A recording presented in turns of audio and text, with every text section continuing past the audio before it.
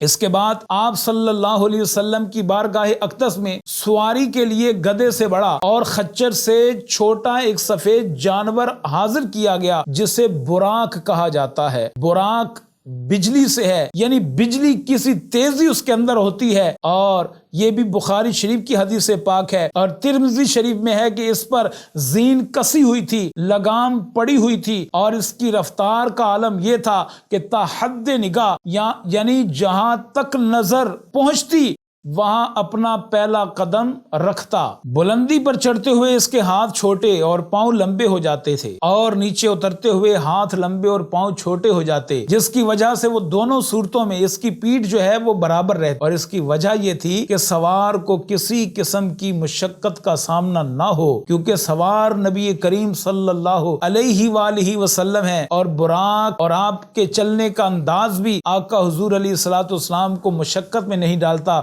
سیرت النبویہ میں ہے کہ جب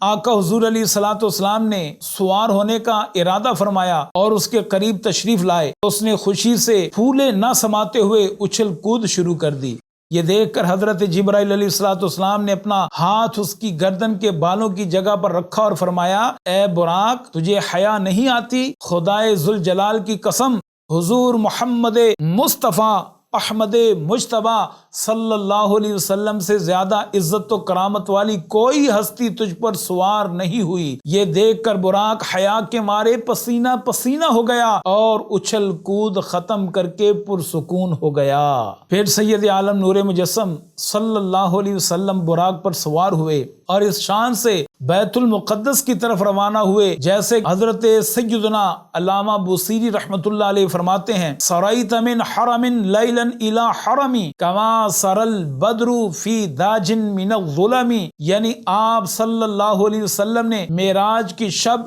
حرم کعبہ سے حرم بیت المقدس تک اس شان سے سفر کیا جیسے 14ویں رات کا چاند جو ہے سخت تاریک رات کے اندھیروں میں نور بکھیرتا ہوا چلتا ہے۔ اس نورانی سفر میں فرشتوں کے سردار حضرت سیدنا جبرائیل امین علیہ الصلوۃ والسلام بھی آپ صلی اللہ علیہ وسلم کے ساتھ ساتھ تھے۔ براق کی رفتار کا یہ عالم تھا کہ جہاں سواری کی نظر پڑتی تھی وہاں اس کا قدم پڑتا تھا۔ فضا فرشتوں کی درود و سلام کی صداؤں سے گونج اٹھی، اور آقا نامدار حضرت محمد مصطفیٰ صلی اللہ علیہ وسلم درود و سلام کی گونج میں نہایت شان و شوکت سے ملائکہ کے جلوس میں مسجد حرام سے مسجد اقصی کی طرف رواں ہوتے ہیں۔ یہ گھڑی کس قدر دل نواز تھی جب مکان سے لا مکان تک نور ہی نور پھیلا ہوا تھا، بلانے والا بھی نور، سواری بھی نور تو سوار ہونے والا بھی نور، باراتی بھی نور تو دلہا بھی نور، میزبان بھی نور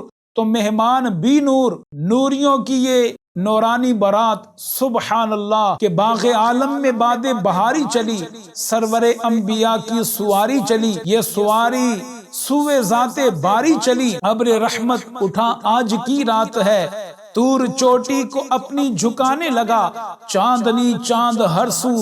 دکھانے لگا، عرش سے فرش تک جگمگانے لگا،